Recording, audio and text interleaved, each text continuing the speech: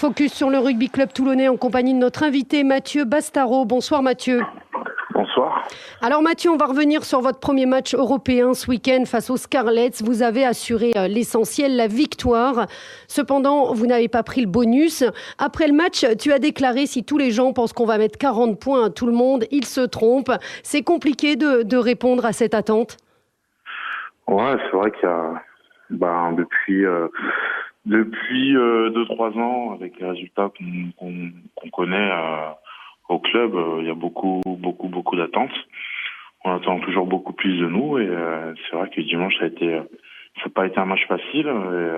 Voilà, tout le monde pensait qu'on allait gagner avec le bonus et ça n'a pas été le cas. Donc forcément beaucoup de frustration, mais voilà, c'est la Coupe d'Europe, c'est des matchs comme ça qui vont nous attendre encore. Donc je pense que c'est quand même 4 bons points de prix. Et après, on ira batailler samedi en Ulster pour récupérer ces 4 points. Oui, justement, quand tu as découvert votre poule de Coupe d'Europe, tu as dit « Aïe, ça pique ». C'est votre premier gros test ce week-end à l'Ulster. Comment abordes-tu cette rencontre ? C'est vrai que pour en avoir fait quelques-uns avec le Stade français avant, un déplacement là-bas, c'est très difficile. C'est très difficile de gagner là-bas. Maintenant, on sait que pour prétendre justement à conserver notre titre, ça va passer par des matchs comme ça. Donc à nous d'aller là-bas et tout simplement en élevant notre niveau de jeu, parce que si on élève chacun individuellement notre niveau de jeu, je pense que ça peut passer. Aujourd'hui, vous n'avez pas encore effectivement fait un match référence, peut-être ? C'est la Coupe d'Europe qui vous permet d'élever vraiment là aujourd'hui votre niveau de jeu ? Bon, depuis le début de saison, c'est vrai qu'on a eu des matchs un peu compliqués à domicile, que ce soit Bordeaux ou même Paris, ou à l'extérieur, au Racing ou à Toulouse. C'est vrai qu'on n'a pas eu vraiment des prestations vraiment abouties, peut-être Montpellier à la maison. Donc oui, on cherche vraiment un match référence et une victoire, je pense, en Ulster, ça peut vraiment nous lancer définitivement pour cette saison. Alexandre, on le sait, on attend beaucoup de Toulon parce qu'effectivement, il domine le rugby européen depuis plusieurs saisons. C'est vraiment le gros test ce week-end à l'Ulster pour Toulon ?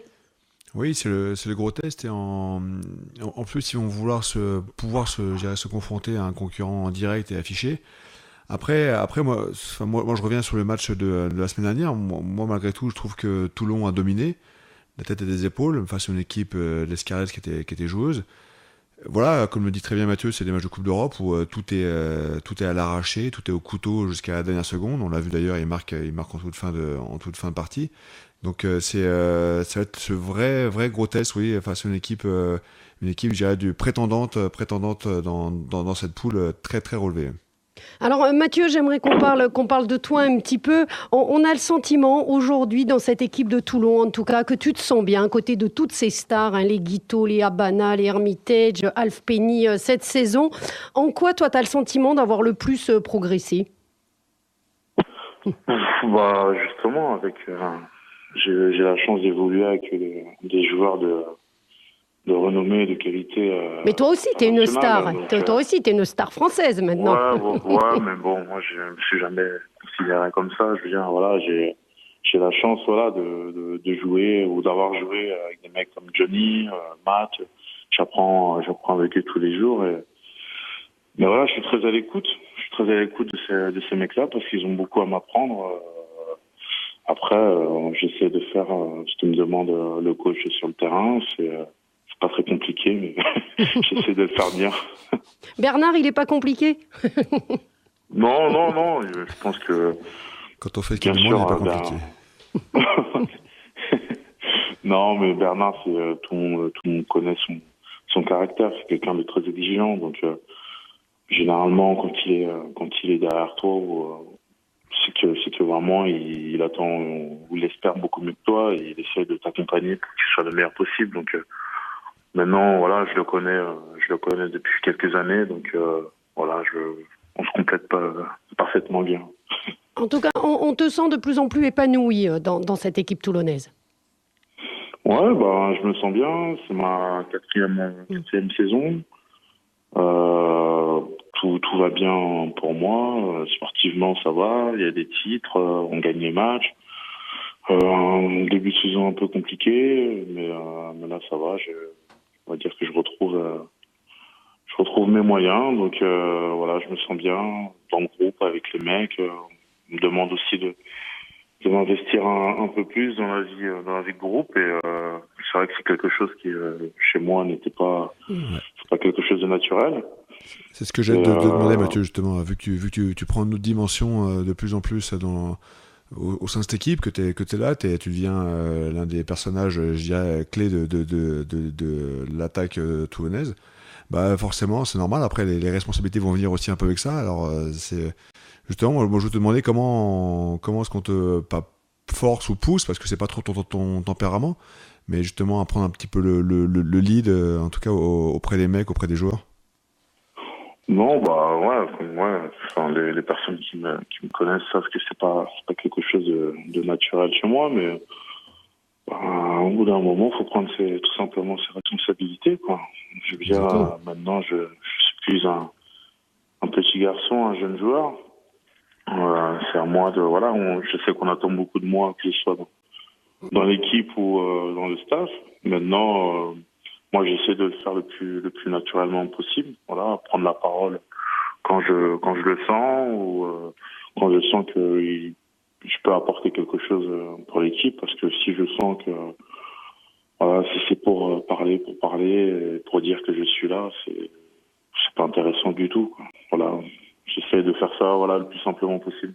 En tout cas, on sent aussi que tu as changé avec les médias. Avant, tu le disais, c'était une corvée. Aujourd'hui, tu fais le job. Ouais. C'est parti du boulot après. J'ai écourté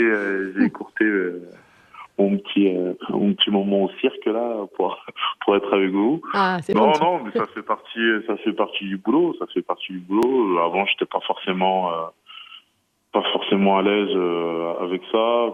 Toujours peur du piège ou de la question piège. J'étais pas, on va dire, en confiance. Maintenant, ça fait partie du boulot. C'est quelque chose que j'appréhende pas plus du tout. Et voilà, je pense que c'est une évolution logique. Alors, en revanche, ton point faible reste le jeu au pied. Tu en as même tourné une séquence pour un moment donné sur Canal+, où tu disais il faut que j'arrête de jouer au pied. Moi, ce que je comprends pas, c'est que tu as Johnny Wilkinson à tes côtés. Il ne t'aide pas sur le jeu au pied? Ouais, si. Maintenant, là, on a vu que c'était un cas urgent, quoi. C'est pas désespéré, quoi. Rassure-nous. Non, pas désespéré. Mais bon, là, ils ont dit quand même qu'il y avait quelque chose à faire. Mais non, Johnny est là une semaine sur deux, et moi, j'ai droit à la double dose, parce que et voilà, généralement les mecs qui sont dans mon groupe le prennent mal, parce qu'ils appellent ça le groupe rattrapage. Donc voilà, j'essaye, on bosse. C'est des petits exercices qui sont plutôt intéressants. Ils ne me demandent pas de viser une cible à 50 mètres. Voilà, c'est juste du travail technique, et voilà, prendre un peu plus confiance dans ça. Alors, dernière question, Mathieu Bastaro, comme chaque jour, notre question Rugby-Rama Sud Radio. En 2015, à 27 ans, espères-tu enfin disputer une Coupe du Monde, étant passé à côté en 2007 et 2011? Ton sentiment? Oui, j'espère. En tout cas, je travaille pour. Je travaille pour. Pour l'instant, ça va, mais on sait jamais. Donc, à moi de continuer de travailler, d'être performant avec mon club, et après, j'espère que tout ira bien par la suite. Merci beaucoup, en tout cas, Mathieu Bastaro, d'avoir été avec nous sur Sud Radio. Très bonne soirée.